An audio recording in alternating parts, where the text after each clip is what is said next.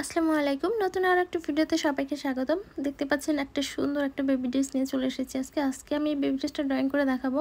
তো এই বেবি ড্রেসটা হচ্ছে গতকালকে আমি সেলাই ভিডিওটা আপলোড করে দিয়েছিলাম। একটা আপু রিকোয়েস্ট ছিল যেন ড্রয়িং ভিডিওটা আপলোড করি। তো আমি ড্রয়িং ভিডিওটা আগেই করে রেখেছিলাম কিন্তু আপলোড দেওয়া হয়নি।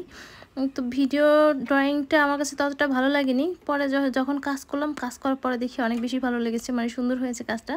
তো আপুটার রিকোয়েস্টে হচ্ছে আমি ড্রয়িংটা আজকে একটু করে দেখাচ্ছি। আমি চেষ্টা করছি আপনাদেরকে বোঝানোর জন্য, আমি জানি না কতটুকু বোঝাতে পারবো। তো হচ্ছে আমি কিন্তু একটু ধীরে ধীরে করেই দেখাচ্ছি। এই যে মাঝখানে যে একটা করে পাপড়ি দিয়ে দাগ দিয়ে দিচ্ছি, এই সেলাইটা কিন্তু আমি দেখিয়ে দিচ্ছি এগুলোর।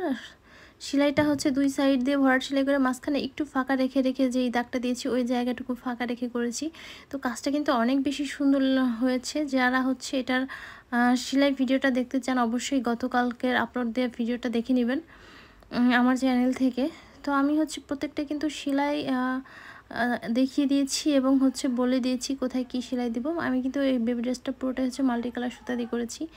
আমি যেহেতু আমি সবসময় এটা করি যে আগে ড্রয়িং ভিডিওটা আপলোড করি, তারপরে হচ্ছে সেলাই ভিডিওটা আপলোড করি।